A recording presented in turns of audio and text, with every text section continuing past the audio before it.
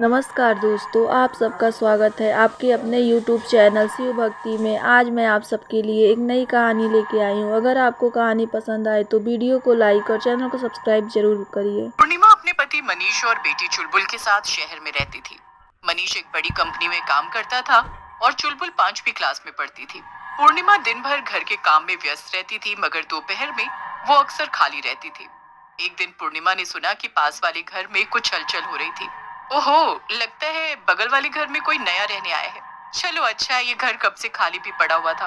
अब कोई नया रहेगा तो थोड़ी चहल पहल भी रहेगी। पूर्णिमा फिर से अपने कामों में लग जाती है और चुलबुल के स्कूल से आने का टाइम हो जाता है।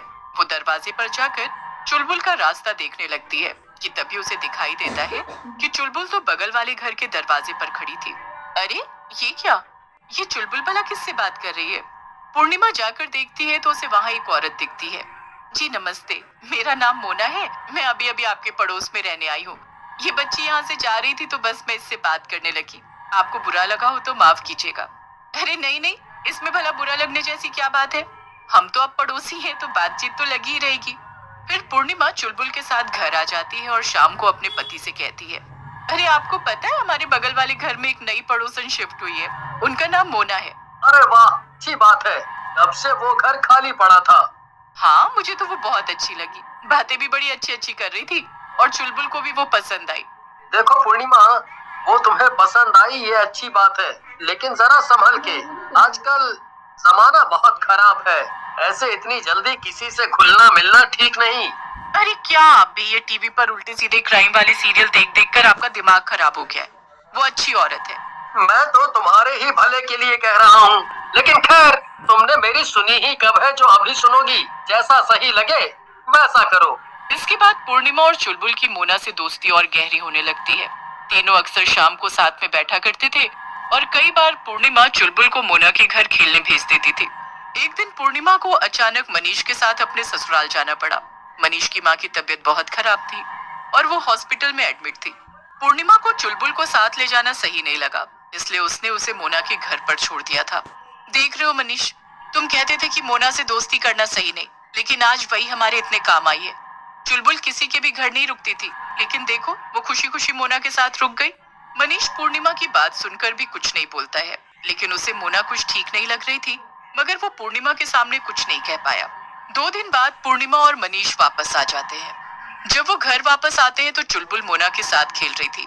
चुलबुल बेटा, आओ, देखो मम्मी पापा वापस आ गए हैं। मगर चुलबुल मनीष की आवाज को एकदम अनदेखा कर देती है। चुलबुल फिर से कुछ नहीं बोलती है।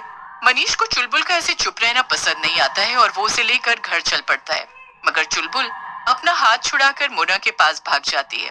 पूर्णिमा और मनीष दोनों ही ये सब देखकर हैरान रह जाते हैं। जल्दी यहाँ से चलो चुलबुल, वरना अच्छा नहीं होगा। इतना कहकर मनीष चुलबुल को थप्पड़ मारने जा ही रहा था कि मोना को गुस्सा आ जाता है और वो मनीष का हाथ पकड़कर मोड़ देती है।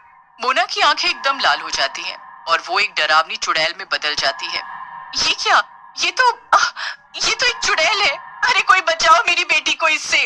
लेकिन मनीष या पूर्णिमा कोई भी उस चुड़ैल को हाथ लगाता, उसके पहले ही चुलबुल ने एक चाकू उठा लिया और अपने माँ बाप को मारने के लिए दौड़ पड़ी। मनीष और पूर्णिमा डर के कमरे के बाहर भाग गए। हे भगवान, आज मेरी अपनी बेटी मुझे मारने के लिए भाग रही है। वो जरूर इस चुड़ैल के वश में है। ये सब तुम्हारी गलती है पूर्णिमा। तुमसे मैंने मना किया था कि इस औरत से दूर रहो। पूर्णिमा जोर जोर से रोने लगती है। मुझे माफ कर दीजिए, मुझसे बहुत बड़ी गलती हो गई। अब हम क्या करें? हम अपनी बेटी को कैसे बचाएं? रोना बंद करो, अंदर चलो। हम कुछ ना कुछ रास्ता जरूर निकाल लेंगे। फिर दोनों घर के अंदर चले जाते हैं। दोनों को ही समझ में नहीं आ रहा था कि वो आखिर क्या करे और कैसे चुलबुल को घर वापस लेकर आए। रात काफी हो गई थी, लेकिन मनीष और पूर्णिमा को नींद ही नहीं आ रही थी। तभी मनीष ने कुछ आवाज सुनी। उसने देखा कि मोना चुड़ैल चुलबुल को लेकर कहीं जा रही है। ये क्या, ये चुड़ैल मेरी बेटी को लेकर कहाँ जा रही है? पूर्णिमा और मनीष दोनों उनके पीछे पीछे चलने लगते हैं। थोड़ी दूर जाने के मोना और चुलबुल वहीं कब्रिस्तान में एक बड़ा सा पानी का बर्तन रखकर बैठ जाते हैं और कोई तंत्र मंत्र करने लगे। ये चुड़ैल मेरी बेटी से क्या करा रही है? मैं इसे अभी रोकती हूँ। नहीं पूर्णिमा, रुक जाओ, मुझे देखने दो कि आखिर यहाँ पे हो क्या रहा है। मनीष ध्यान से सब कुछ देखता है और पूर्णिमा को लेकर घर आ जाता है। अरे ये क्या, आप मुझे घर क्यों ले आए हैं? वहाँ हमारी बेटी अकेली है। नहीं पूर्णिमा, हमारी बेटी वहाँ नहीं है, वो कोई और है। क्या? ये आप क्या बोल रहे हैं? ये भला कैसे हो सकता है? मैंने उसे देखा, वो हमारी ही बेटी तो थी। मैंने ध्यान से देखा था, वो लड़की जो वहाँ चुलबुल बनकर बैठी थी, उसकी परछाई उस पानी के बर्तन में दिख रही थी और वो बहुत काली परछाई थी। वो हमारी बेटी नहीं हो सकती है, जरूर वो कोई और है। मुझे तो कुछ समझ ही नहीं आ रहा है कि आप कहना क्या चाहते हैं। कल तक का इंतजार करो, कल तुम्हें सब कुछ समझ आ जाएगा, सब्र रखो। इतना कहकर मनीष और पूर्णिमा दोनों सोने चले जाते हैं। अगले दिन मनीष एक बहुत बड़े साधु बाबा को घर लेकर आता है और सारी बातें बताता है। मैं सब समझ गया हूँ। वो चुड़ैल बहुत खतरनाक है और वो अकेली नहीं है। वो काला साया और कोई नहीं बल्कि उसकी बेटी है और वो अपनी बेटी को फिर से जिंदा करना चाहती है। इसके लिए उसने तुम्हारी बेटी के शरीर का सहारा लिया है। वो रोज अपनी काली पूजा कर रही है ताकि वो धीरे धीरे तुम्हारी बेटी की आत्मा को कमजोर कर सके और उसके शरीर पे कब्जा कर सके। तो अब हम क्या करें बाबा? हमें कोई रास्ता बताइए ताकि हम अपनी बेटी को बचा सके। उस चुड़ैल ने तुम्हारी बेटी की आत्मा को एक बोतल में कैद कर लिया है और तुम्हें जाके उसे वहाँ से निकालना होगा।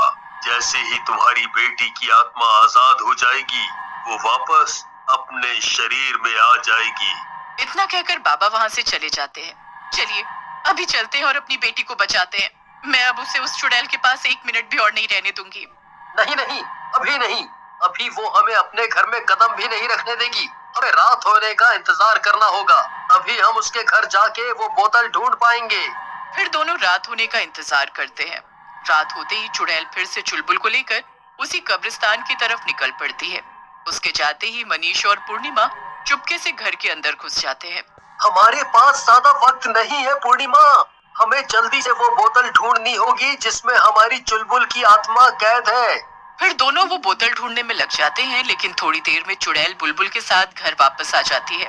मनीष और पूर्णिमा जल्दी से एक अलमारी के पीछे जाकर छुप जाते हैं। अरे नहीं, ये तो वापस आ गई। अब हम क्या करें? कैसे हम अपनी बेटी को बचा पाएंगे? पूर्णिमा और मनीष चुपचाप वहीं खड़े रहते हैं। तभी मनीष की नजर चुड़ैल पर पड़ती है। वो कमरे में रखा एक बक्सा खोलती है और उसमें कुछ देखकर वापस उसे बंद कर देती है। फिर चुड़ैल चुलबुल को लेकर वहाँ से चली जाती है।